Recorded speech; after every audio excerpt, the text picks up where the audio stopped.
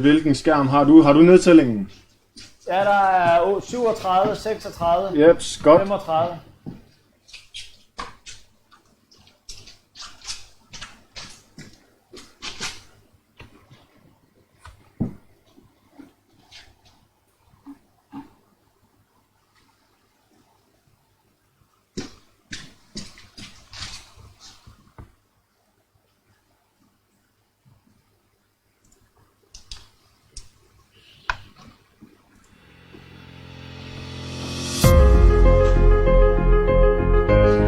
Videoen med. Ja.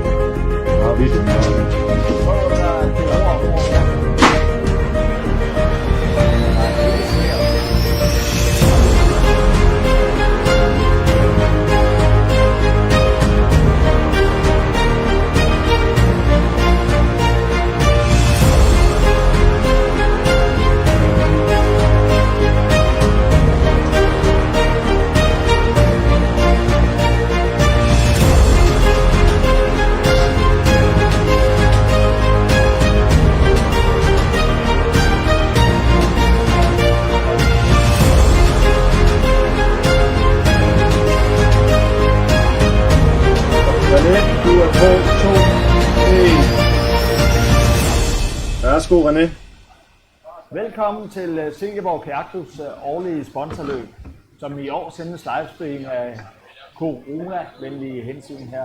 Vi kan nemlig ikke forsamle sig, så derfor har vi valgt at sende vores årlige sponsorløb via livestream. Det betyder ikke, at man ikke kan komme eller ikke kan se den, naturligvis, hvis man er på livestream, og man kan også få lov til at betale til vores sponsorløb og støtte talentarbejdet i Silkeborg Kajakklub. Vi har et program, vi skal igennem her, hvor vi om cirka 10 minutters tid skal have startet selve sponsorløbet, men inden da, der skal vi have døbt en båd, som vi har fået besøg her af Carsten Hellingsø Nørrebjerg fra Sydbank, som skal døbe en båd herude på vores bro om et ganske kort øjeblik. Og så altså kl. 16.30, der skydes årets sponsorløb i gang, og så er det sådan, at man roer i en time, og så gælder det om at ro så mange omgange man kan i løbet af den time. For at det ikke kun skal blive en times kajakløb med vores Silkeborg-talenter, så er der også nogle interviews undervejs, hvor vi blandt andet skal snakke med Søren Slot, formanden for Silkeborg Kajakklub, hans forventninger til løbet, og også med Lars Damgaard, som er jo endnu en gang står bag ved et godt arrangement her fra Silkeborg Kajakklub. Undervejs så kan man også være med i nogle lodtrækninger, og det er ved, at når man betaler hen på MobilePay 61 9 75 og støtter vores talentarbejde, så er man også med i nogle lodtrækningspræmier, som jeg også vil komme nærmere ind på senere. Men altså her om et ganske kort øjeblik, så stiller vi om ud til broen, hvor vi skal have døbt den her kajak, og vi har altså Søren Slot, kajakklubbens formand, stående derude, sammen med Carsten Hellingsø fra Sydbank. Og jeg ved ikke, om vi snart får et signal igennem ud til broen. Vi tager lige runden, René. Banen. Ja, vi vil selvfølgelig gerne lige, inden vi døber kajakken, så vil vi gerne præsentere den robane, der skal ros på i dag her i løbet af den time, hvor roerne skal ud. Og det er både i 1-kajak, 2-kajak og 4-kajak. Men vi har lavet en lille ruteoptegning til jer her, hvor I kan se broen. Starter altså her ved Søsportens Hus og roer ned mod broen hernede, og så forbi igen Søsportens Hus. Så det er altså en omgang her, som er 1 kilometer. Vi er på ude Søren. Så smutter jeg ud til Søren, hvor vi er klar til at døbe kajakken og skal jeg gå helt hen til Søren? Lige der. Ja. Så er vi klar herude ved Søren til at døbe kajakken, og vi har Carsten også herude med en paraply. Det var praktisk. Ja, det er. Men, Ja, jamen, velkommen til dig, Carsten Hildesø fra Sydbank. Jeg har monteret den her super, K2'er til os, og de flotte logoer med Sydbank på er også, så det ser bare super godt ud, og vi er dybt taknemmelige. Er den her bog? Tak til Sydbank, så det er bare dejligt. Vi er glade for at høre. Vi er glade for at høre. Jamen, vi er super glade for, at vi kunne være med til det her og bringe jer tættere på endnu flere store succeser, som I har været tradition for at trække til byen. Så det er super glade for, at vi kan være med på den og hjælpe i forhold til Sydbankfonden også. Ja, men nu skal jeg spørge jer lidt om, hvorfor er det, I går ind i sådan en, sådan et sponsorat som det her? Jamen, det gør vi på baggrund af, at I har en klub, hvor man rammer bredt. I gør meget for byen, der er noget synlighed, gør noget for unge mennesker, og det betyder noget for os, at vi kan ramme bredt. Det gør det. Og det er vi jo dybt taknemmelige for. Det skal vi nok vise dem så meget frem, som vi overhovedet på nogen måde kan, så det er vi super glade for. Og så tror jeg, at vi skal skride til handling og få det døbt. Så det er ikke en kampagne, det er postevand, vi døber i, men det kan nok også godt starte. Så nu kan jeres logo godt. Døber dig, Sydbank. Tusind tak skal I have. Selv tak. og så vil jeg hoppe ind på min pind igen, og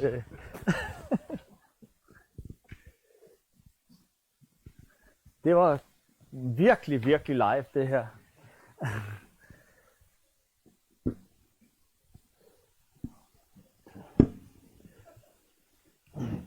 Nå, men så er der altså små 5 minutter, til vi skal have sat roerne afsted på vores sponsorløb. Og det var altså på en omgang af 1 kilometer, så det bliver nemt at ligesom regne ud, hvor langt det er.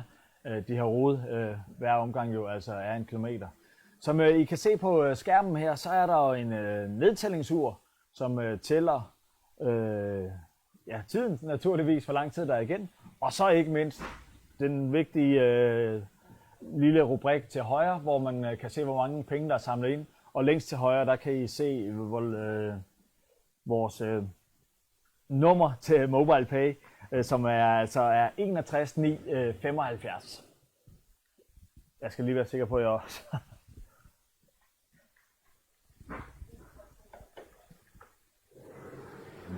Ej, undskyld, vi er jo selvfølgelig endnu et nyt initiativ her fra Silkeborg Kajakklub, og så er det jo altså nyt for os at sende sådan en livestream her. Og lige pludselig at gå fra at være speaker til at være nyhedsvært lige pludselig nærmest, eller vært her, er jo også nyt for mig, så derfor så hopper det lidt rundt, og jeg kan fortælle, at endnu mere spændende er det, at det hele bliver sendt lige med en smule forsinkelse ud til jer, så vi vil nogle gange komme til at se mærkeligt ud i hovedet, når vi ser nogle ting, der foregår et sted, som ikke foregår et andet sted. Men I kender os jo, dem der kigger med, at vi tager det med oprejst pande, når vi arrangerer noget nyt her i Silkeborg Kajakklub. Og vi har jo altså masser af ikke bare Danmarksstjerner til start, når Silkeborg Kajakklub de har roer på vandet. Så er det jo altså både verdensmestre og europamestre. Det er jo altså på øverste hylde, at vi skal se kajakroning. Og så ikke mindst, så skal vi have nogle af de helt unge og nye kaproer på vandet også i dag. Så det er altså fra de helt nye kaproer til de allerbedste kajakroer i verden, som roer med i vores sponsorløb her i dag. Så derfor bliver det også både spændende rent sportsligt, men også at se vores nye roer, der er på vej. I sidste uge, der blev der jo udtaget brutotrup til landsholdet, og der fik vi altså 32 roer fra Silkeborg Kajakklub med i brutotruppen til ungdomslandsholdene og til seniorlandsholdet. Og de er altså til start her, langt de fleste af dem i dag, er de 32 kommende eller nuværende landsholdsroer. De er ved at så småt at line op til start derude, kan jeg se. Der er cirka 3 minutter til starten skal gå. Vi kan nævne, at vi har jo... jeg tror, jeg tager dem ganske enkelt i nummerrækkefølge, som om vi skulle kalde dem frem til start. Vi har bådnummer på, som vi har til normal stævne, og så kan vi også lige selv holde styr på, hvem det er, der har rodet hvor mange omgange, og lige sætte en streg for hver omgang, at et bådnummer kommer forbi. Vi har jo efterhånden så mange roere i Silkeborg, at man nogle gange ikke kan kende forskel på, hvem der er Markus, og hvem der er Magnus, eller hvem der er Nikolaj, og Nikolajerne er der også flere af. Så derfor har vi naturligvis bådnummer på. Vi har i båd nummer 1 en 4-kajak til start i dag.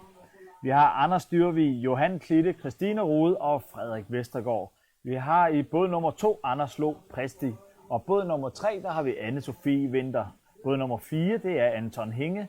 Båd nummer 5, Astrid Hansen. Båd nummer 6, Bertram Sørensen. Båd nummer 7, Camilla Jeslund. Båd nummer 8 er det far og datter, Camilla Rask med Thomas Rask. Og det er altså Thomas, der er faren der. Båd nummer 9, Karl Hinge. Båd nummer 10, Katrine Rask. Båd nummer 11, Emil Kramer. Og så båd nummer 12, endnu en 4-kajak med Emily Bonny, Line Holm, Lærke Klitgaard og Mathilde Christensen. Båd nummer 13 har vi Felix Christensen. Båd nummer 15, Frederikke Marati. Båd nummer 16, Frida Hinge. Båd nummer 17, Hakon Meyer. Båd nummer 18, Jakob Slot Birkebæk. Båd nummer 20, Jonathan Skrold. Båd nummer 21, Karoline Nielsen. Båd 24, Christoffer Østergaard. Båd 26, Lukas Solne og Jeppe Christensen. Båd 28, Magne Meyer. Båd nummer 29, Magnus Majgaard. Båd 30, Markus Juhl. Båd 32, Mikkel Østergaard. Båd 33, Milla Bjerremann. Båd 34, Nanna Brandt Pedersen. Båd 35, Nikolaj Vinter. Båd 36, Nikolaj Thomsen. Båd nummer 38, Nora Pedersen, Silas Rundholm. Båd 39, Oscar Saufus, Søren Klitgaard Pedersen. Båd 40, Rasmus Aborg. Båd 41, Robin Overgaard. Båd 42, Sebastian Rask Lykkegaard. Båd 45, Søren Marati. Båd 46, Torbjørn Rask. Og båd 47, Valdemar Kappel. Og nu er I også med, så I kan se dem line op herude. Og det er jo altså snor lige det her. Der er 1 minut til klokken. Den er 16.30, og vi har dem liggende derude. Der gik starten. Vi kan se her hurtigt fra start. Er her nærmest broen var det Torbjørn Rask, og så naturligvis også Torkajakken med Nora Pedersen og Silas Rundholm. Og så også den anden Torkajak, Lukas Solne og Jeppe Christensen vil vi se med helt foran. Det bliver jo, som jeg sagde, kajakroning på flere niveauer det her. Vi har vores nyeste kaproer med, som kan jo lære en hel del af at være med i et ret stort felt faktisk her. Og så har vi altså nogle af verdens bedste kajakroer liggende helt forrest i vores løb. Vi vil se dem fra flere vinkler undervejs. Vi filmer selvfølgelig her fra klubbens bro, og så ned til den her første vending. Og når de kommer retur derfra, kan vi så se dem igen på et tidspunkt. Så får vi også vores drone op at flyve. Og får sendt nogle luftfotos deroppe fra. Men altså først herude i vendingen, der har vi Lukas Solne og Jeppe Christensen, der fører an. Derefter Søren Marati i båd nummer 45 i den grå båd, og så europamesterne der lige skal med rundt i vendingen. Europamesterne, det er Nora Pedersen og Silas Rundholm. Og derefter så fulgte der en sølvvinder fra VM og EM, altså Torbjørn Rask, der er allerede ganske rutineret af smuttet i smørhullet, imens at vi har sidste års juniorverdensmester Nikolaj Thomsen liggende ude på anhængeren af Silas og Nora. Så kan vi se 4-kajakken over bagved den gamle norske landsholds-K4. Det er Anders Dyrvig, Johan Klitte, Christine Rode og Frederik Vestergaard. Og det er et spørgsmål, om de kan få flow nok i K4'en på de lange stykker her og komme op til de førende både. Selvom de er 4 mand, så er det altså noget værre noget at skal vende rundt med sådan en K4, når man skal rundt i vendingerne. Og der er jo rigtig mange vendinger på den her rute, hvor der kun er 500 meter på langsiderne. Altså en vending for hver gang man har rodet 500 meter.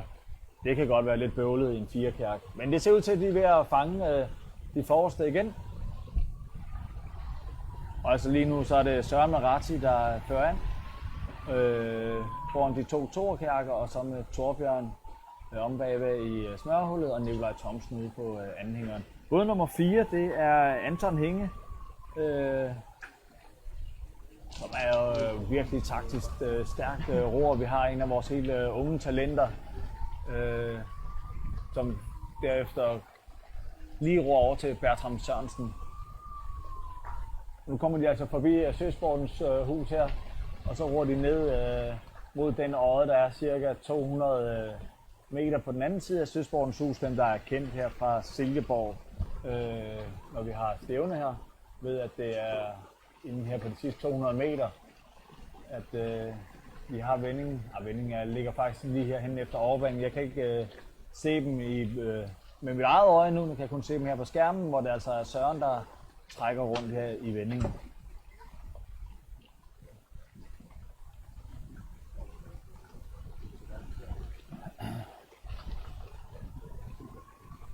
Derefter så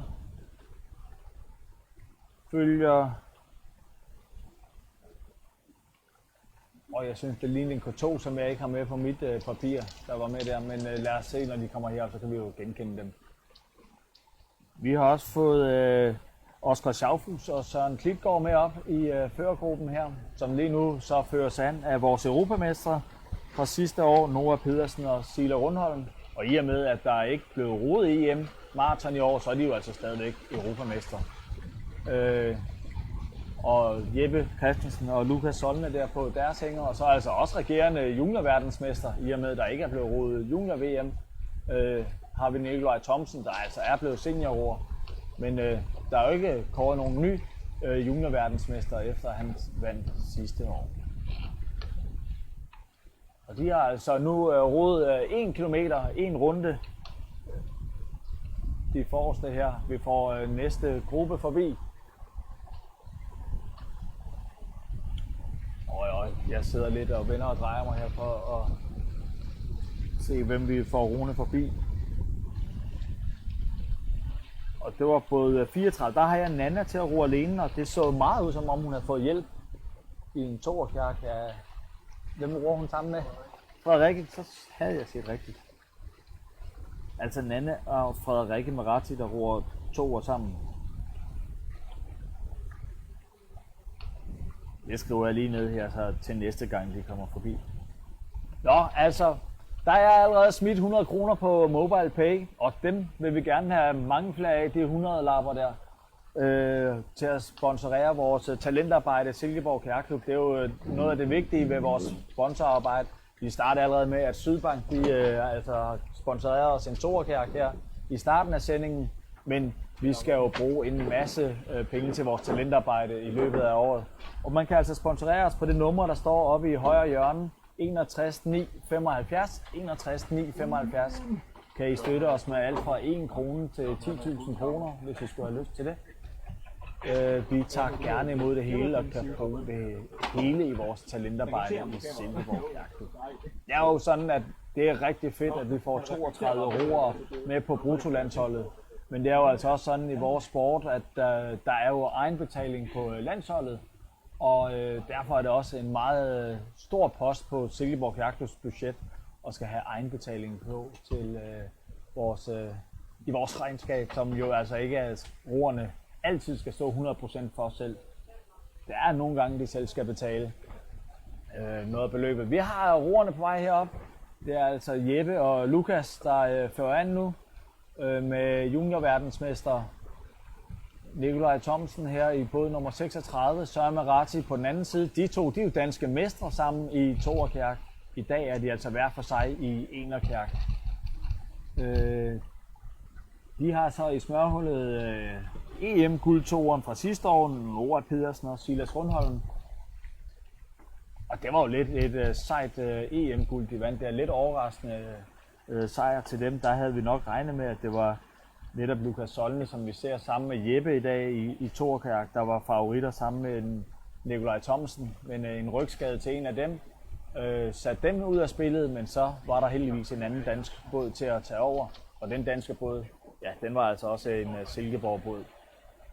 Nu har vi fordoblet beløbet på Mobile Pay her. 200 kroner, tak skal I have. Vi er altså ude på anden omgang af vores sponsorløb her, som altså for første gang sendes på livestream. Vi har jo haft det her sponsorløb en årrække efterhånden, og det er altså ikke rodet på den her årstid. Vi plejer at rode det om sommeren, men ligesom cykelløb, så er det hele blevet lidt coronaramt. Og Lars Damgaard, han har jo haft travlt med at arrangere en masse andre kajakarrangementer i løbet af sommeren. Og han stopper altså ikke, selvom det er blevet efterår. Så må roerne jo en tur på vandet og skrave penge sammen og ud og ro, når Lars Damgaard beder om det. Der bliver skiftet op i førergruppen her, kan vi se. Det er altså Danmarksmesteren, der tager til takke med at have de sekundære hængere her. Torbjørn Rask, der holder sig lidt tilbage her i starten. Nu kommer europamesterne op og sætter fart på. Nede i vendingen, der var det Oskar Schaufus og Søren Klitgaard, som tabte lidt og har et stykke op til førergruppen. Derefter så følger firekajakken. Vi har nogle af de unge roere her på vej ud. Her har vi altså firekajakken, Anders Dyrvig, Johan Klitte, Christine Rode og Frederik Vestergaard forbi Søsportens Hus. De har altså nu rodet 2 omgange. Havde det været om sommeren, og der havde været varmt vand og ro i, så havde de måske kunne nå 15 km på sådan en time her. Det er ligesom sådan en magisk grænse for kajakroer at nå 15 km på en time. Det er meget svært. Det er kun verdens bedste, der kan det. Men det er jo altså også verdens bedste, vi har på vandet lige nu. Vi får Anton Hinge og Bertram Sørensen her forbi klubben på deres anden omgang. Mens vi snart har de førende kajakker ude ved vendingen. Der er det Nikolaj Thomsen, der har sluppet lidt på vej derud, juniorverdensmesteren. Han må slippe førergruppen, hvor de nærmer sig næste vending. Det skal jo siges, at de er off-season, og de har nok alle sammen lige holdt en pause.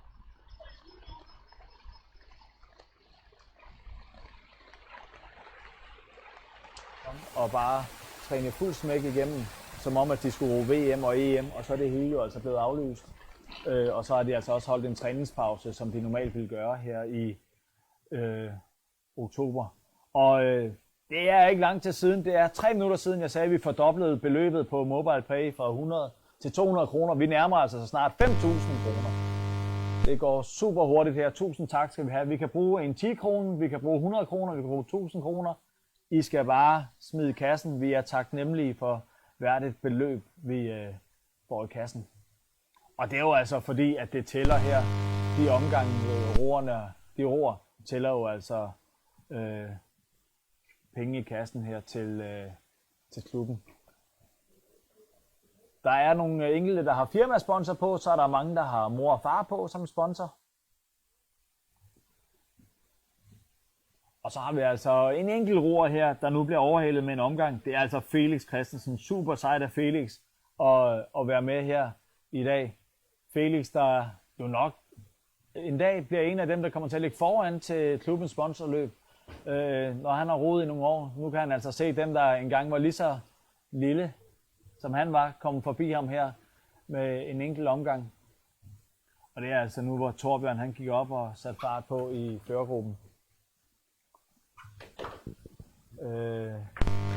Ja, jeg har slukket for den her, men...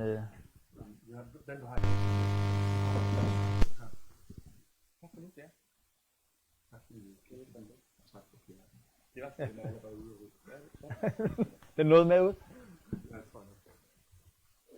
Ja, jamen vi skal til at interviewe Søren lige her om et øjeblik. Og så skal vi snakke lidt om med Søren, som er formand i kajakklubben, om hvordan det har været. Den er ikke tæt.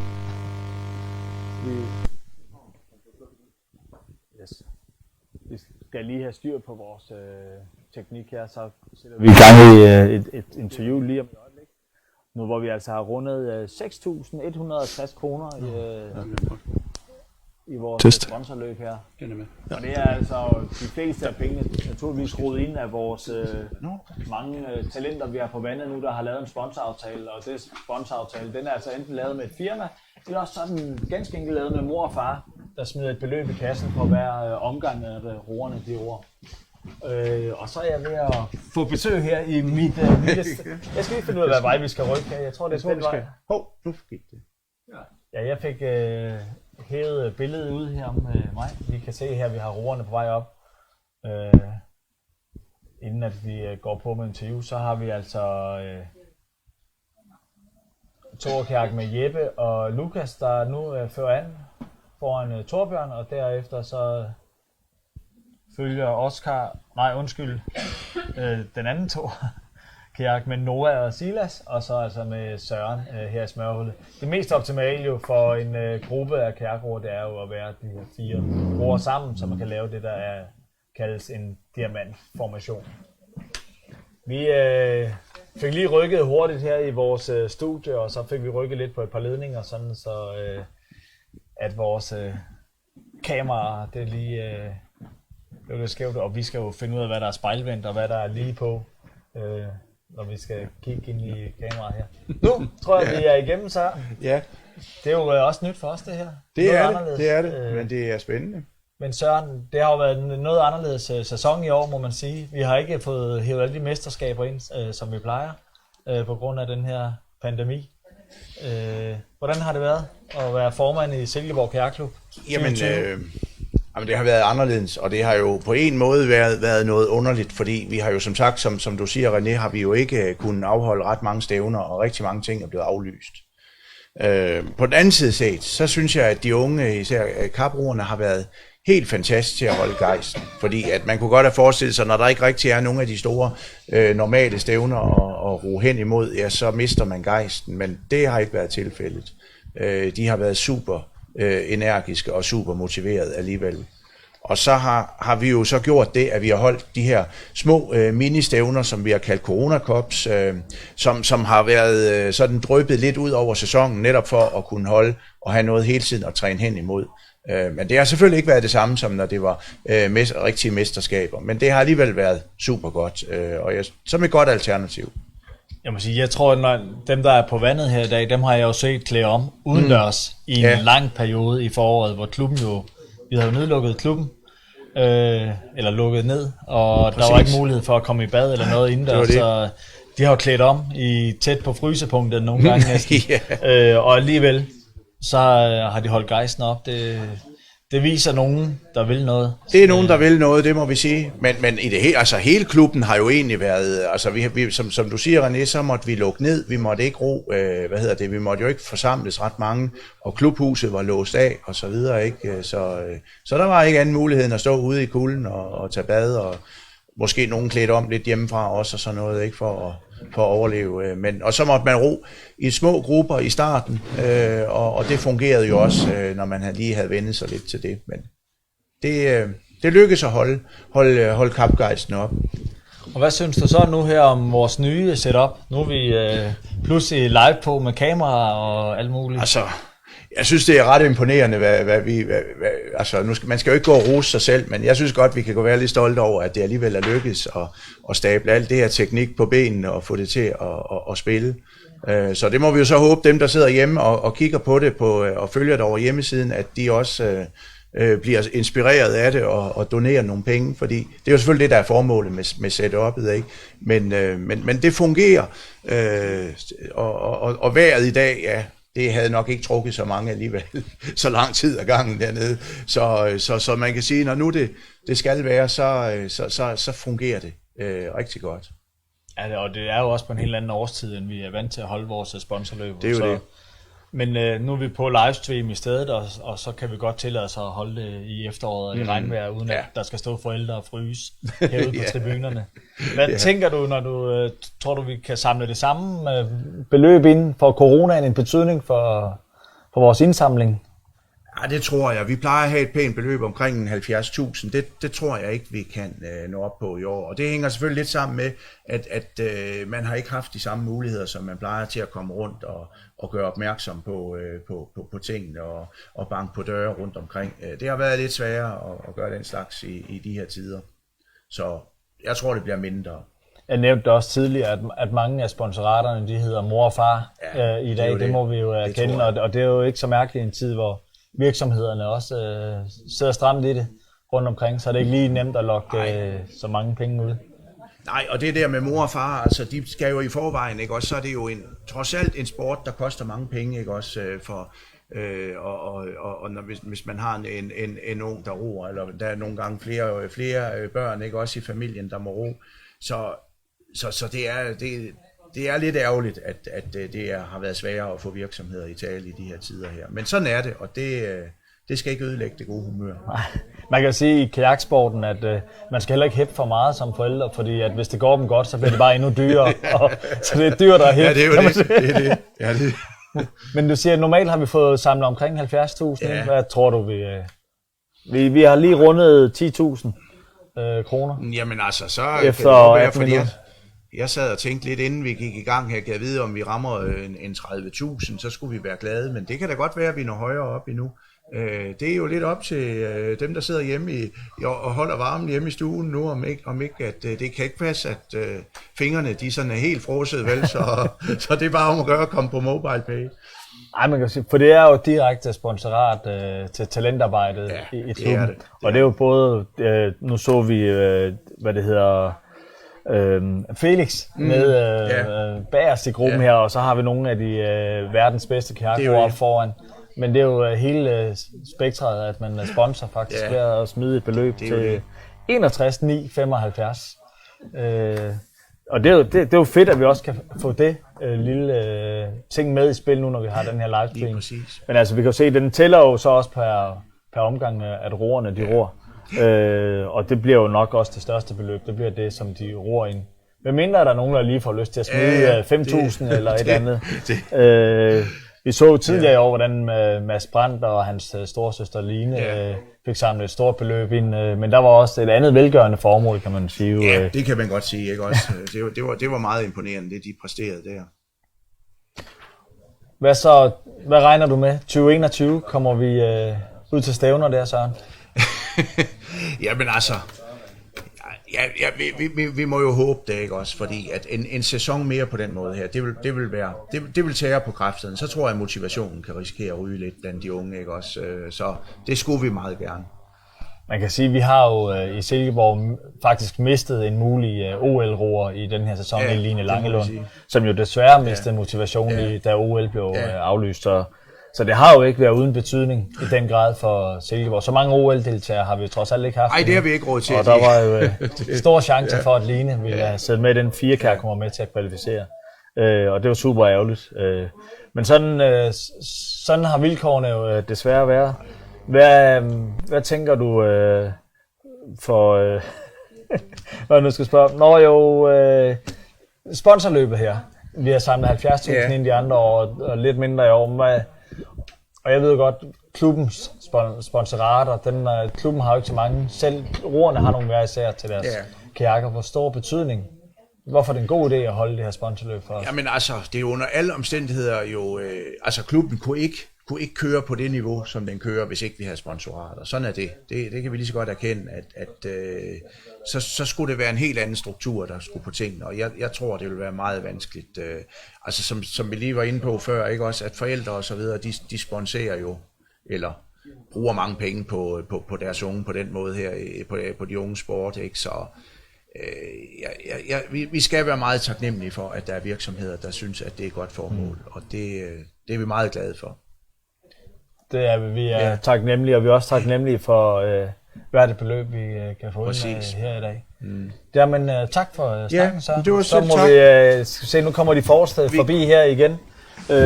Kan jeg få en melding? Jeg aner simpelthen ikke, hvor mange omgange de har rodet nu, hvor jeg har snakket. Der er jo 101 omgange i alt, kan vi se, men det er jo alle roerne til sammen her, men altså nu fik vi de forreste forbi her, og de kommer altså også forbi Felix her igen, kan jeg se. Og det er altså europamestrene, der trækker gruppen her. Silas og Nora. Det er Nora, der sidder foran, og Silas, der sidder om bagerst. Og så den anden toerkajak, det er Jeppe og Lukas, Jeppe Christensen og Lukas Solne. Jeppe, der jo er flyttet fra Aalborg til Silkeborg her i år, hvor han altså skal gå i skole og uddanne sig som tømrer her i Silkeborg. Så har vi altså i smørhullet Torbjørn Rask, der sidste år vandt sølv til VM, U23 VM, efter Mads Brandt Pedersen, som vi altså desværre ikke har med her i dag. Mads, som han jo så slog til de danske mesterskaber i år, da Torbjørn blev dansk mester på maratondistancen. Vi fik også de næste forbi, der lå efter førergruppen, og Det var juniorverdensmester Nikolaj Thomsen, der smuttede forbi der, sammen med toerkajakken med Oskar Schaufus og Søren Klitgaard.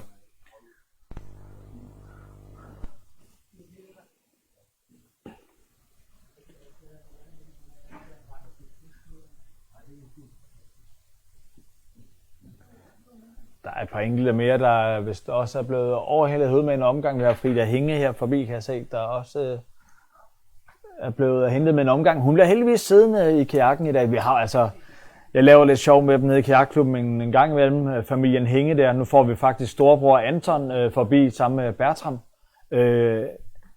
De har et mega talent til at kravle op i kajakken igen, når de er kændret. Det er vist Danmarks bedste kajakfamilie til at kravle op i kajakken igen efter en kændring. Og det er altså uanset hvem af de unge hænger, der er røget en tur i søen, så er de altså rigtig gode til at...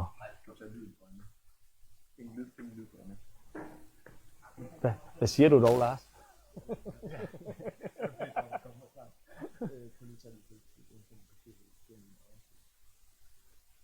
Nå, der.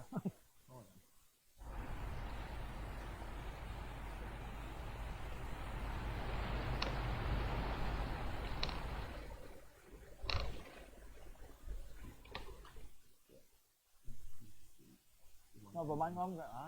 Smart. Okay.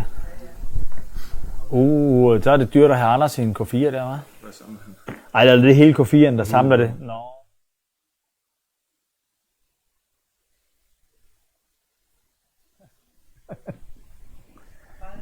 Yes. Jeg skulle lige bag teknikken her, og så kunne jeg komme ind og se, hvor meget roerne lige sådan fik samlet ind hver især her.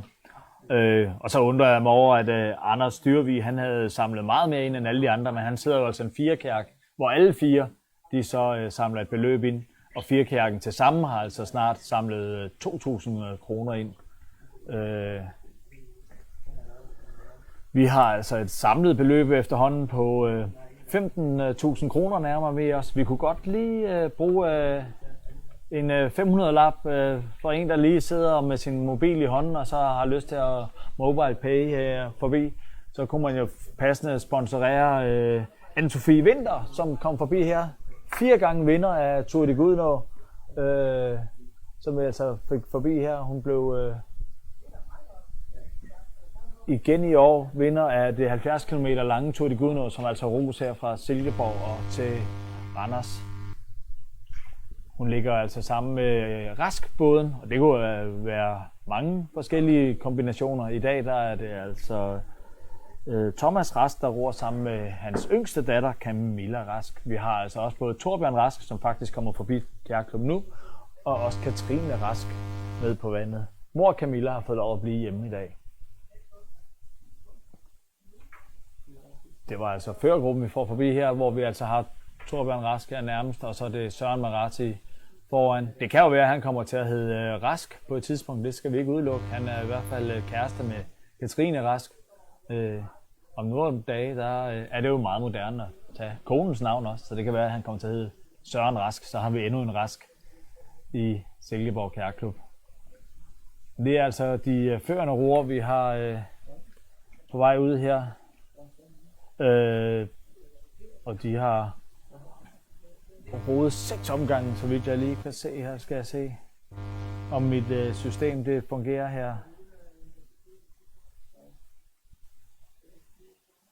Jo, der stod det, og forsvandt igen for mig. 6 omgange har de forreste roet. Vi får firekajakken forbi nu her. Med Anders Dyrvig, Johan Klitte, Christine Rode og Frederik Vestergaard, der sidder foran i den her flotte fire, der har tilhørt det norske landshold. Og da de kom forbi her på deres 6. omgang, så kom de altså op over 2.000 kroner indsamlet. Og vi har altså nu samlet over 15.000 ind.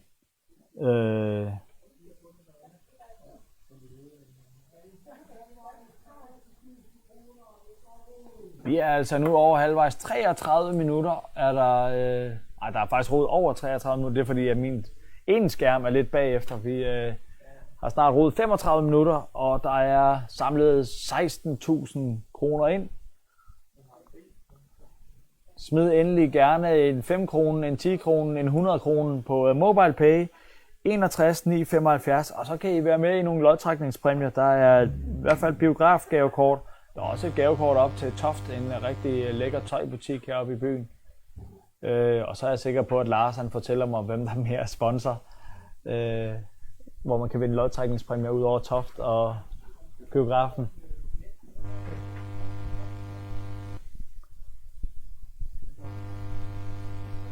Det ser simpelthen så lejende nemt ud, når Torbjørn Rask han fører an herude.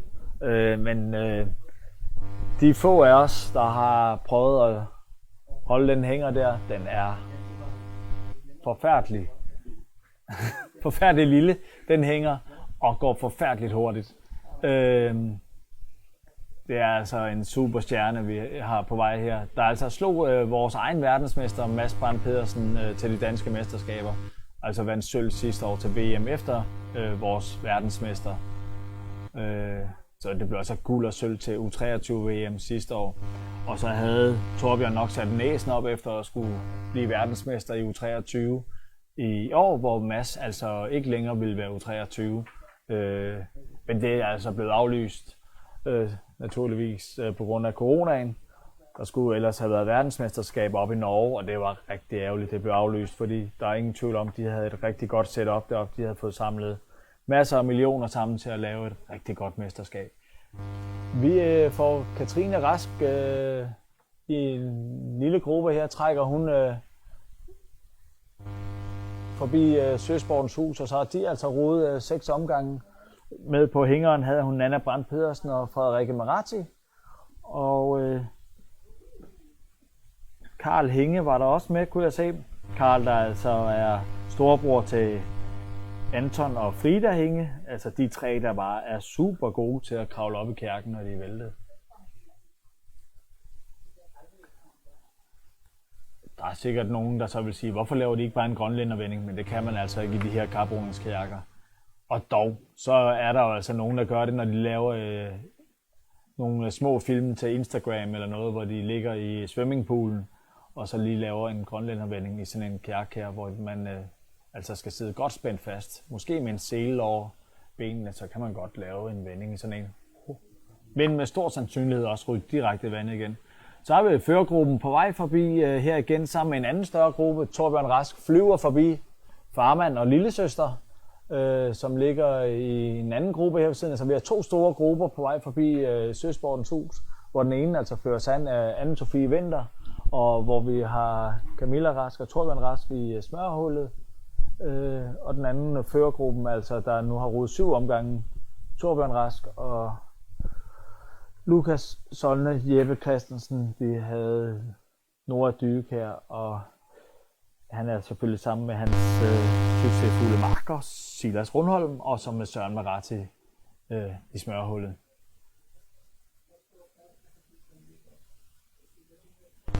Vi havde også i den anden gruppe endnu en Rask, Sebastian Rask. Lykkegaard, det er altså fætteren. Fætter Rask, kan vi vel kalde ham, til Torbjørn og Katrine og Camilla. Altså Thomas Raskes nevø, Sebastian Rask, der lå også med i den gruppe, hvor altså Camilla og Thomas også lå. Vi får 4-kajakken her forbi. De har fået god smæk på her. Der har vi altså forrest, er det Anders... forrest er det Frederik Vestergaard. Bag ham er det Anders Dyrvig, og så tredje hullet har vi Christine Rode og Johan Klitte. De har nu samlet 2443 kroner ind, og vores samlede beløb nærmer sig de 20.000 kroner. Vi hørte jo formanden tidligere snakke om, at et beløb omkring de måske 30.000 kroner, hvor det han ville forvente. Lidt under halvdelen af, hvad vi har samlet ind tidligere, hvor vi har været oppe i 70.000 kroner, når vi har holdt sponsorløb, men det kommer vi altså ikke op på i år. Vi har altså under en halv time tilbage, Og så kan vi altså se super seje Felix blive overhalet igen. Jeg ved ikke om det er for tredje eller fjerde gang. Det er også fair, eller unfair, de rykker forbi ham hver gang, har jeg lagt mærke til, for at han ikke skal smutte ind på hængeren. Men altså Felix her, den seje lille gut der i den røde kajak, der lige er blevet overhalet af de forreste verdensstjerner, der er kommet forbi.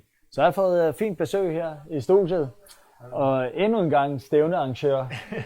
Lars, har du talt på, hvor mange arrangementer du har arrangeret i 2020 i corona-ramt? Ja. Og så har du alligevel fået stablet en del på benene. Ja, jeg har nok faktisk været endnu værre her i coronaperioden, fordi i foråret, der tog vi jo en lynhurtig beslutning, at alt det, der blev aflyst, det holdt bare hjemme. Så vi har faktisk arrangeret ualmindeligt meget i år. Det synes jeg også. Ja, så ja, og det har været lidt mere i år end normalt. Og så skruer du lige lidt op hver gang. Nu går vi livestream i år. Hvordan kom du på det? Jamen det er fordi, det er jo... du var med til også at lave et løb i foråret, da det hele var lukket helt ned. Det her Corona-challenge, som min kæreste og Mads Brandt lavede. Det er jo næsten en god kopi af det. Og så var der jo forsamlingsforbuddet. Vi kan jo ikke forsamles. Vi kan jo ikke hive en hel masse mennesker over og stå og kigge som der egentlig plejer. Jeg kan jo se noget, for det er ved at blive mørkt. Ja, lige hvad det angår, så går det den forkerte tid. Men altså, hvis ikke vi kan hive dem over, så er vi jo nødt til at give dem et alternativ, og så må det jo være at gå online. Så det er jo ligesom sådan, det kom på benene. Jeg kan godt lide, at du siger en god kopi af, hvor vi havde et totalt professionelt setup hjemme i din stue. Ja. Jeg tror aldrig nogensinde, du får så mange fladskærme hjemme i din stue igen, som der var. Nej, det er rigtigt. Den dag, jeg kom jo hjem til jer, og så, jeg ved ikke, hvad der stod, 7-8 skærme rundt i stuen til at dække det løb, som I arrangerede der med Mads og Line. Ja. Hvad er dine forventninger til det her? Ja, men vi får rådet en hel masse omgange, og at vi får hivet lidt penge hjem i kassen. Nu kan vi jo ikke helt... det er ikke helt lige så meget, som vi er rundt 20, men det er mega godt. Det er faktisk, da vi planlagde det her, der sad vi og tænkte, kan vi komme omkring 15? Så at vi er på 20 nu, og der stadig gør knap en halv time, så 20-25 minutter tilbage. Det er sindssygt godt. Der er nogle unge mennesker, der har været gode til at finde nogle sponsorater rundt omkring. Så det er jo mega godt. Masser af penge? Eller lidt færre penge. Hvad bruger vi dem til, dem vi har her fra sponsorer? Vi har ikke sådan helt besluttet os på noget fast endnu, men altså, vi kan se, at der er en hel masse roer herude, og sådan nogle, de er jo dyre i drift. Vi har en fuldtidsansat cheftræner som en af de eneste klubber i Danmark, fordi vi vil det her, fordi vi vil eliten. Han skal have lidt løn. De skal tage af til på træningslejre. Det har de ikke været så meget af i år. De kajakker, de ror rundt i, de er heller ikke helt gratis. Og nu her, når det bliver vinter og mørkt udenfor, jamen så træner vi jo lidt mere indenfor. Det kræver også noget udstyr, noget vægttræningsudstyr, og måske vi jo begynder at rulle lidt mere kajakergometer her hen over vinteren. De skal også købes ind og vedligeholdes, så der er masser at bruge pengene på. Men vi har manglende indtægter på stævner. Ja, det har vi. Så tænker jeg, at vi har også sparet nogle penge, tænker jeg, 2020 på startpenge, og ikke mindst egenbetaling til landsholdet. Ja, helt sikkert. Helt sikkert. Nu sidder jeg jo selv i håndboldklubben, hvor vi også sparer masser af penge, fordi vi skal betale til dommer. Og det er jo egentlig, altså, det er jo både godt og skidt også. Altså, man vil jo meget hellere dele dem ud. Man vil hellere bruge de der penge. Lige præcis, så man kan få nogle gode oplevelser og få nogle resultater, i stedet for at de står på en eller anden konto og glor. Så de skal forhåbentlig bruges i 2021? Ja, det skal de i hvert fald. Og hvad har vi at tapetet ud over de sædvanlige 6-7 stævner? Ja, det er jo lidt spændende, om vi har det i 21 faktisk. Det krydser vi fingre for og håber, vi har. Og så skal de nok lynhurtigt få benene gå på pengene. Så. Lars Damgaards terminskalender, det han arrangerer 2021. Hvordan ser den ud nu? Det er jo snart, det må være et punkt for sig i DKF, Lars Damgaards termin. Ja, mundov. Ja, men altså, René, du havde jo et godt koncept for nogle år siden, som du postede en eller anden video af her for noget tid siden. Nu har vi opgraderet lidt på nogle startbokser og kan lave det endnu federe. Der kommer jo caféer over på den anden side også. Altså, det der 100 meter knockout sprint, det synes jeg godt nok, det lyder lidt spændende. Der var en enkelt roer, der skrev til mig her den anden dag, Ja. som spurgte meget interesseret ind til det der 100 meter knockout. Han hedder René Holten Poulsen. Ja, sådan! Så jamen, det er sjovt også, når vi kan trække nogen af... Ja. Det første år, vi faktisk holdt det, der var det jo i 2008. Ja. Hvor vi fik alle OL-roerne med over og fik TV2 på live. Ja, de der. Ja, men nu kan vi jo lave vores eget. Hvad skal vi bruge TV2 til? Bytte med TV2. Jeg tænker, altså vi skal selvfølgelig have vores Silkeborg Regatta, vi skal selvfølgelig have Paradisløbet. Vi har budt ind på DMR til næste år, så det går vi lige afventer på, om det bliver tildelt hertil. Men sådan noget som knockout sprint, det synes jeg også kunne være lidt spændende, specielt fordi området dernede nu, det bliver endnu federe, at der kommer caféer på begge sider. Det kunne være lidt sjovt, nu har vi også startbox og sådan, så det kunne være godt opsat. Men vi skal nok lige over en coronakrise, før det... Ja, det bliver nok ikke i foråret, at vi skal arrangere noget nyt derovre. Ja. Men ellers så er de sædvanlige stævner, plus et DM, plus et 100 meter arrangement. Og... Ja, det kunne være. Det kunne være, ja. Har vi stadig havneræs, Silkeborg her? Vinteren over, eller? Ja, de østjyske klubber er blevet enige om, at så længe der er et forsamlingsforbud på 50 personer, så kan vi nok ikke lave så meget. Men vi går stadigvæk med overvejelserne. Når de andre aflyser, så må vi jo hellere selv. Om det bliver i samme omfang med et havneræs hver måned, det har vi ikke helt lagt os fast på endnu, men der kommer helt sikkert noget. Vi skulle nødt gå og kede os jo. Og det var jo sådan, det var i gamle dage. Der var havneræs jo i Silkeborg en gang om måneden hver også. Vi har jo i hvert fald vi kan jo lave et helt felt selv, som det er, men vi vil jo også helst have nogen med udefra, kan man sige. Så var der jo faktisk også sidste år lykkedes det jo i samarbejde med Dansbank at lave Jyske Ergometermesterskab. Hvis det kan lade sig gøre, så vil vi virkelig også gerne gøre det igen. Det var super godt at samle en hel masse fra Jylland og også lidt fra Sjælland, som lige var en enkelt dag og ro lidt på ergometer over i Bilernes Hus. Det synes jeg egentlig også var ganske fint. Slutte af med den her stafet, hvor vi mixede en hel masse klubber, og de kom på stafethold sammen, fik nye bekendtskaber. Det kunne også være et rigtig fint koncept at arbejde videre på. Så. Og så ved jeg, svoger, han er lidt interesseret i noget, der ligner Dragør-stafet. Det skrev René også til mig. Og det var jo 3x4 kilometer hold. Vi har lavet noget af det tidligere. Skal der noget med overbæring? Men det kan være, at vi skal holde det sammen med vores 100 meter. Det må vi se på, når vi planlægger. Vi sparer ikke på noget. Så, det er godt. Super fedt. Det er altid spændende, Lars. Og min kone spørger altid, hvornår skal du nu være speaker igen? Hvad har Lars planlagt? Det kan være, at jeg skal til at skrive til din kone, i stedet for, når jeg skal booke dig. Men jeg stiller også altid gladeligt op, når det er, fordi det er altid nogle gode arrangementer, du arrangerer. Det er godt. Og så... Du kan jo redde det hele, og træde vandet. Husk at sige det nu, når DKF de skal arrangere VM. Jeg er billig for dem. Jeg har givet mig tilbud på René Larsen. Ja. Der er jo EM i 22. Det er rigtigt. Vi har et stort løb det har vi faktisk. På beding, så der satser vi godt nok på, det der corona, det skulle være afsluttet. Vi har faktisk, da vi bød ind på det, var vi sådan, det var Rune, der var formand på daværende tidspunkt, og der var sådan lidt her i 2021, der er et byjubilæum, 175 år. Det snakkede vi lidt om, det kunne være fedt at kombinere. Vi var lidt sent ude i forhold til, og nu kan jeg bare stå og sige, godt det ikke lykkes at kombinere det med byjubilæet næste år, fordi nu har de jo udskudt Ildfest Regattaen med 250.000 mennesker til 22, så det gør ikke noget, at det første i 22 vi fik EM.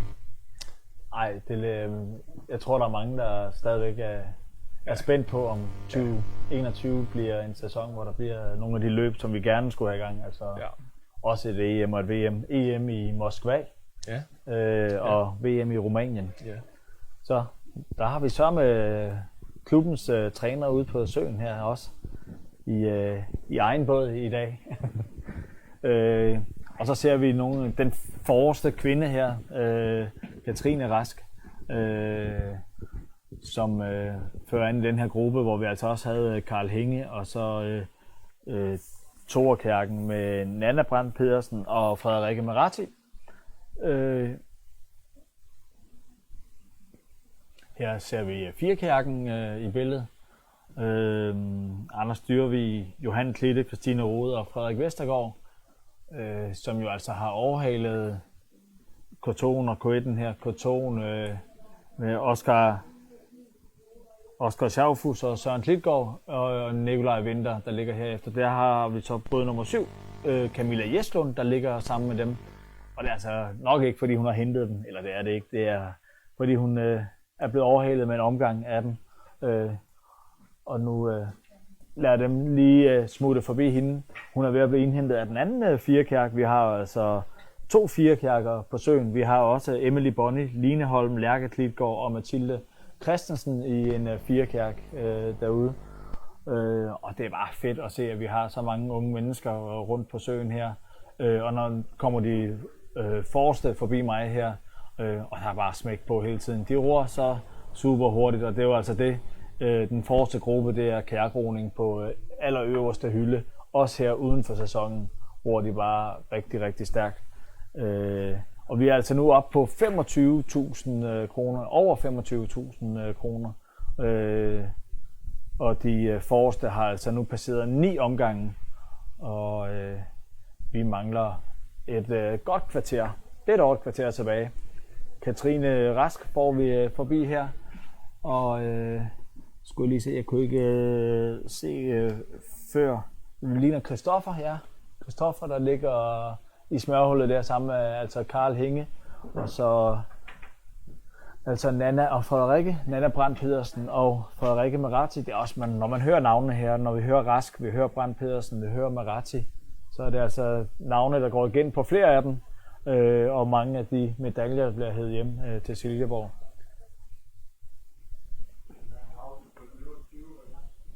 Ja, vi kan da godt lige smide et lille indlæg ind i...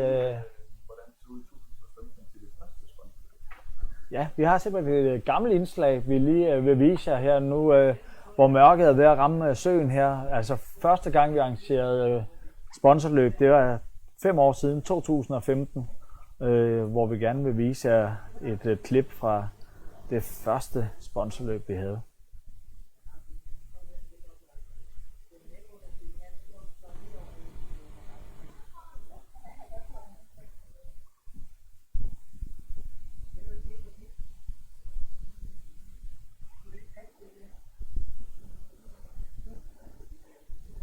Jeg skal advare dommerbordet om, at når jeg ikke snakker, så kan vi jo høre herovre, hvad I snakker om.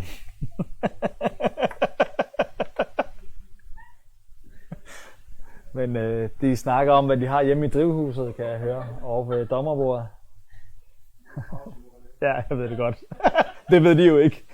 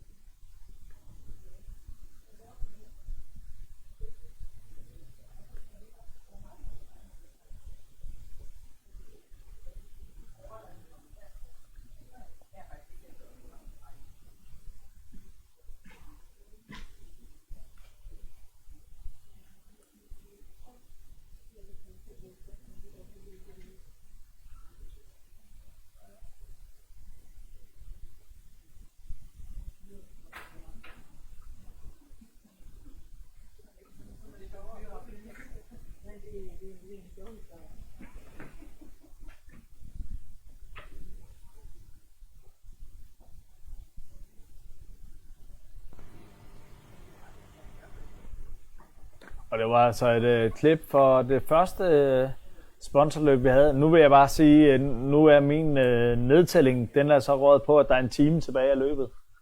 Det bliver de nok ked af ude på søen. Til gengæld så kan vi få samlet rigtig mange penge ind, hvis de roer en time mere. På mit ur, der er der nu cirka 12 minutter tilbage til at ro i for roerne. Vi nærmer os de 30.000 kroner. Vi kan altså se her fra det første sponsorløb, hvor vi havde 120.000 kroner samlet ind på en rigtig flot sommerdag. Der er vi altså ramt efteråret nu her. En stor forskel, man kan se, det er jo faktisk på roerne ude på vandet, der alle sammen er iført redningsveste. Det er vi jo altså iført fra 1. oktober til 1. maj skal alle være iført redningsvest. Derudover så har vi nogle regler, lokale regler i Silkeborg for vores unge roere, hvor og hvornår de skal bære redningsvest, hvor de altså også kun må ro ind i vores åsystem og sådan noget de første uger, de roer.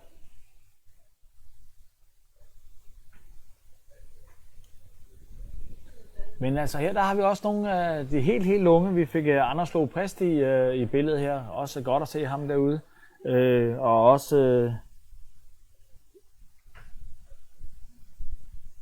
også den lille hænge, Frida Hænge, der så lidt opgivende ud derude på søen. Og så var det Maja, der også lå sammen med dem der, og han har altså nok hentet dem med en omgang ved at gå ud fra, for altså førergruppen her igen, som bare har fuld smæk på. Jeg er spændt på, om det bliver med fuld afslutning, når de nærmer sig de sidste runder her på vej i mål. Nu har vi altså fået nedtællingen til at passe igen, så der er 11,5 minut igen. Og smid os endelig nogle penge, så vi hurtigt kan komme op på de 30-40.000 kroner der. 61,975 kan I Mobile Pay, og så støtte talentarbejdet i Silkeborg Kajakklub. Og det går altså, som Lars tidligere nævnte, der er til træningslejre, startpenge til de her roere. Selvom vi altså ikke har været ude til mange starter i 2020, så er det stadigvæk en stor udgiftspost for Silkeborg Kajakklub. Det er til både indkøb og så videre til de unge talenter. Vi har jo altså fået sponsoreret en båd fra Sydbank, som vi altså fik døbt Sydbank tidligere i dag. Eller da vi startede livestreaming her. Carsten Hellingsø, vi havde på besøg fra Sydbank. Og det var altså en helt ny Nelo 7 toerkajak, altså top modellen fra Nelo, som at vi ser ikke meget andet end Nelo ude på søen her. Som jeg plejer at sige, at jeg tror, at i Silkeborg Kajakklub, der findes der flere Nelo 7, end man kan finde til et verdensmesterskab. Det må vi sige. Vi har en utrolig flot bådpark i Silkeborg Kajakklub blandt roerne. Der kan man godt blive lidt misundelig en gang imellem og se, hvad de har at ro rundt i her. Og der måtte Søren Marati slippe førergruppen, da de kom herop og ligger altså lige bagved her, hvor de er ude på deres, skal jeg lige se, er det ikke omgang nummer 11? De har rodet 11 omgang, så de er altså ude på omgang nummer 12.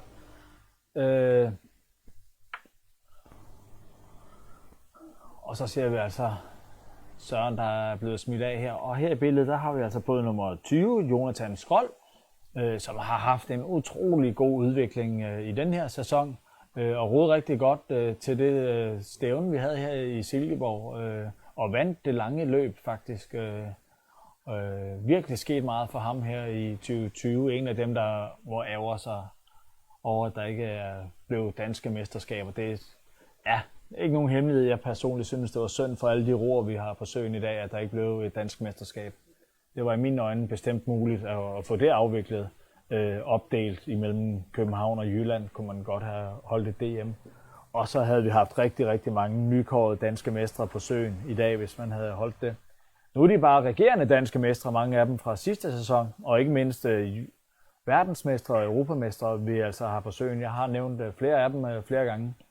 Måske kommende verdensmestre og europamestre, vi har forbi her, Anton Hinge og Bertram Sørensen.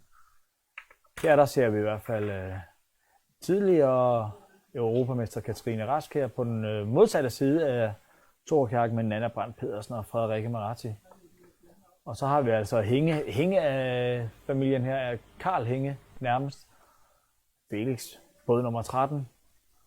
Ikke ham, der får flest omgange i dag, der må han nok lige vente 10 år. Det er det tager for at blive top kajakroer. 10 år. 10 års træning, 10.000 timer er det magiske tal, siger man, for at opnå sit toppotentiale inden for kano og kajak. Og Felix, han har altså cirka 1,5 år nu, så der er 8,5 år, så kan han ligge i den gruppe her. Så er de også ved at være gamle, nogle af de her. Altså Noah og Silas, vi har forrest europamestre i herre 18 K2 sidste år, og da der ikke er blevet afholdt europamesterskaber, er det jo stadigvæk europamestre. Så har vi altså VM og EM sølvvinder Torbjørn Rask, altså året før blev junior verdensmester i både enerkærk og toerkærk på maratondistancen. Lukas Solne og Jeppe Christensen længst væk. Jeppe Christensen, der også har udviklet sig rigtig meget i den her sæson, også før han kom til Silkeborg Kærklub. Spændende at se, om han ikke også tager sig et ordentligt ryg, nu når han kommer i den her træningsgruppe i Silkeborg. Og det er jo også det, der, når vi kan nævne alle de mesterskaber, de har. Vi har altså en dansk mester her i billedet, Søren Marati. Vi nåede jo at afholde de danske mesterskaber på maraton, og Søren blev altså dansk mester sammen med Nikolaj Thomsen i toerkærk. Men det er jo en utrolig træningsgruppe, de har her i Silkeborg, og derfor kan de altså også lave et rigtig højt niveau, når de er så mange gode roer, der kan træne sammen. Så derfor tror jeg også, sådan en roer som Jeppe Christensen, som er kommet til Silkeborg fra Aalborg, altså hvor han skal uddanne sig som tømrer, han vil rykke sig rigtig, rigtig meget de kommende år. Han er allerede rigtig god, helt i toppen i Danmark. Han har vundet de få udtagelsesløb, der har været i år i hans aldersgruppe. Og han vil formentlig blive en af de dominerende roere, og selvfølgelig en deltager på det danske landshold i de kommende sæsoner. Spændende at se, hvor meget han udvikler sig her i Silkeborg. Vi har altså her Nanna og Frederikke, der nu fører an med Katrine og Karl på hver side. Og så Markus Juhl der omme bag i smørhullet, som vi jo kalder det. De overhælder altså her Frida Hinge. Og de er jo ude på nogle vidt forskellige omgange. De allerforreste, de er altså ude på omgang nummer 13. Altså imens, at, som vi så Frida her i billedet, hun er ude på sin omgang nummer 10. Og det er jo selvfølgelig forskellen på de roer, vi har til start her. Det er ikke alle, der når de der 13-14 omgange. Det er også helt vildt, at de allerede nu er oppe ude på omgang nummer 13. Altså de når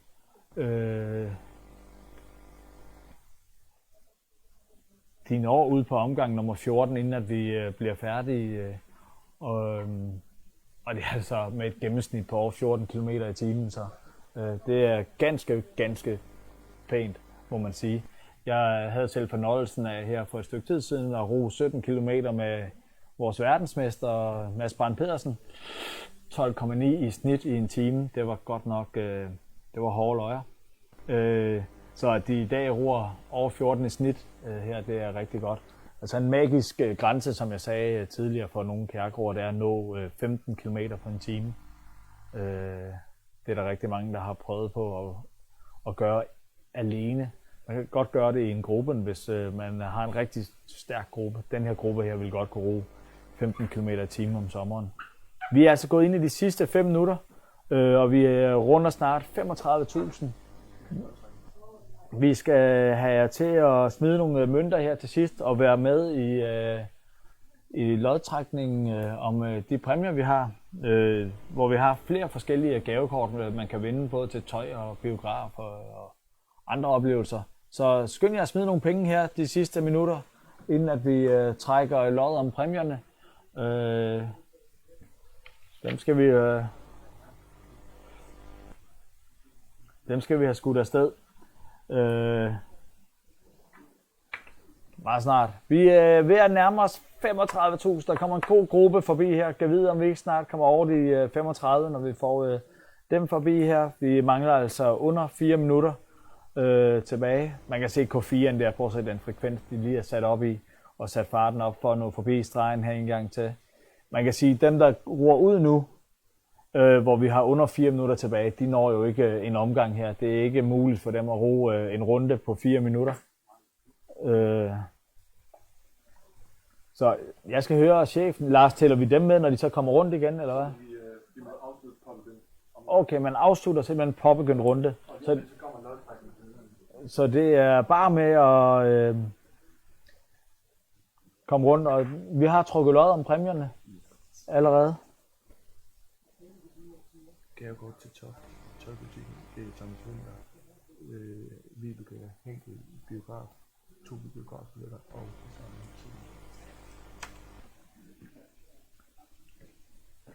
Yes, vi har simpelthen 3 gavekort, vi skal have delt ud til nogle af jer, der har været mega gode og støtte vores MobilePay. Man kan stadigvæk nå det, selvom man selvfølgelig ikke er med i lodtrækningen længere. 61 9 75, så støtter I talentarbejdet i Silkeborg Kajakklub. Men altså et gavekort til Toft går til Thomas Winter, som jo altså også har sin datter på søen, Anne-Sophie Winter.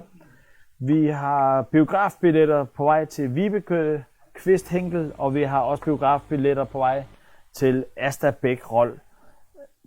Og det var altså lodtrækningspræmierne, et par biografbilletter til Vibeke og Asta, og så et gavekort til tøj til Toft til Thomas Winter. Og vi har altså 2 minutter tilbage. Vi skal have roerne ud på deres sidste omgang her. Og vi nærmer os altså 35.000. Vi har fået, jeg tror ikke vi får flere ud på sidste runde i år. Der kommer en gruppe her, der måske godt lige kan nå ud på deres sidste omgang, hvis de giver den gas. 1.45 her for Karl Hinge, der fører an med Katrine Rask, Nanda Brandt Pedersen, Frederikke Maratti og Markus Juhl, som nok bliver nogle af de sidste, der når. Ej, vi får også 4-kærken her, kan jeg se, som når ud på deres sidste omgang. 4-kærken med Anders Dyrvig, Johan Klitte, Christine Rode og forrest i båden Frederik Vestergaard. Der er altså 1 minut tilbage for dem at ro i her, hvor vi får dem ud på deres sidste omgang, og altså alle får lov at afslutte på begyndt runde. Og det betyder altså også, at Nikolaj Thomsen når ud på hans sidste juniorverdensmester, når ud på hans sidste runde sammen med Oscar Schaufus og Søren Klitgaard. Og så er vi vist også ved at slutte. Det er et spørgsmål om Felix, han kan nå ud på sin sidste omgang. Det er en sej dag for Felix. Han er blevet overhalet nogle gange, helt naturligvis. At han blev overhalet flere gange. Felix, som altså har rodet 7 omgange, og vi er ved at få de andre ud på deres 14. omgang.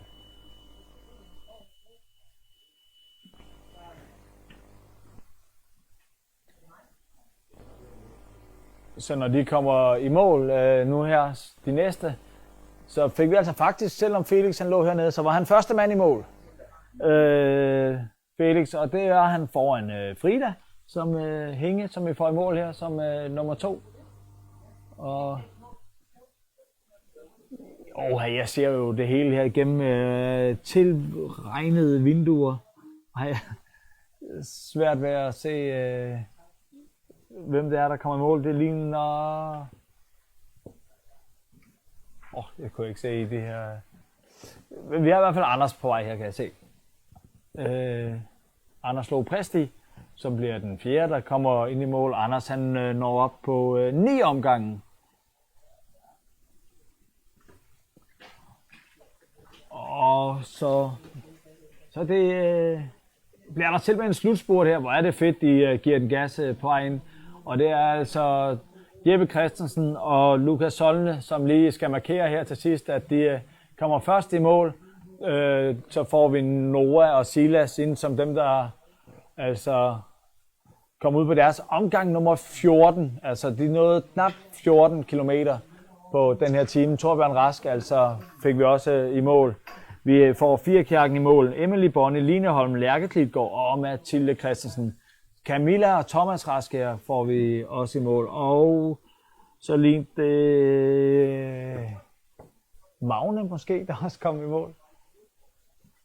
Jeg har jo altså både regnvåde vinduer og et helt dommerpanel siddende foran mig, for jeg kan se bredskuldrede kvinder, der sidder herovre ved dommerbordet.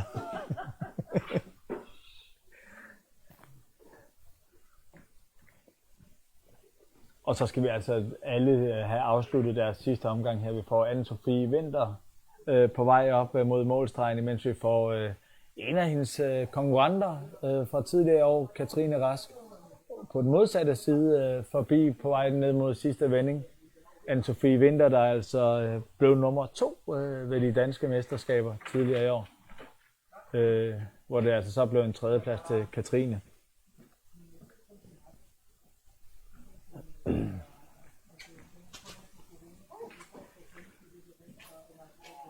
Sammen med Anne-Sophie, der fik vi Christoffer Østergaard i mål. Her der har vi Jonathan Skrold på vej i mål som den næste. Og både nummer 29 er Magnus Meigård, vi også får hen over stregen. Vi er altså op på et beløb knap 37.000.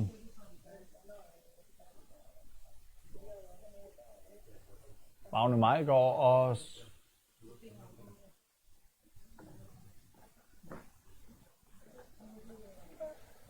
og Søren Marazzi her. Slutspurt. Ja, den tror jeg Søren han tabte. Lidt for kort slutspurt han lavede der. Den danske mester i Torekjærk. Den næste vi får i mål her, det er Camilla Jeslund. Og så kommer K4'eren. Anders Dyrvig, Johan Klitte, Christine Rod og Frederik Vestergaard.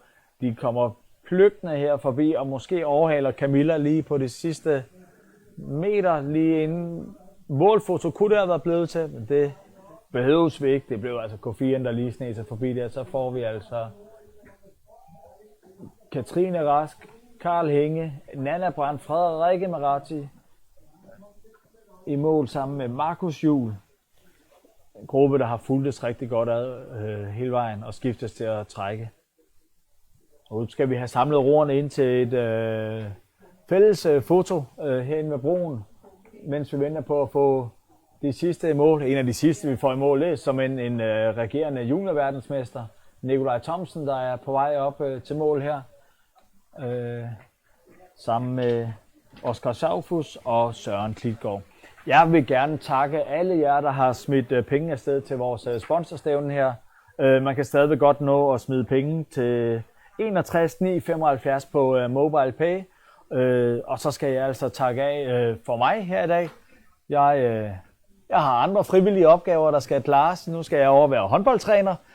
Om 25 minutter skal jeg simpelthen være i Jysk Arena sammen med mit U11-piger til et ligakamp. Så vi altså ved at samle roerne herude til et fælles foto, og så siger vi tak herfra. Nu bliver det uden skal I slippe for mig her.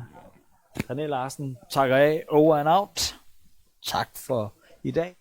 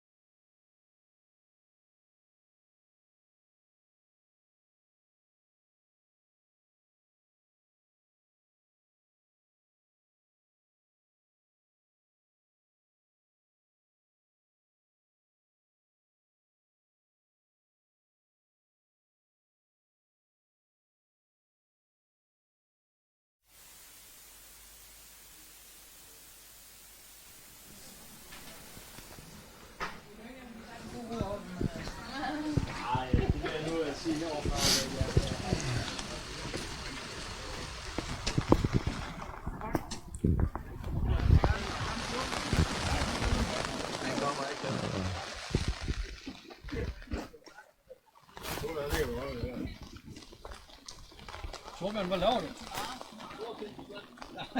Nej. Det er det der neoskammen der.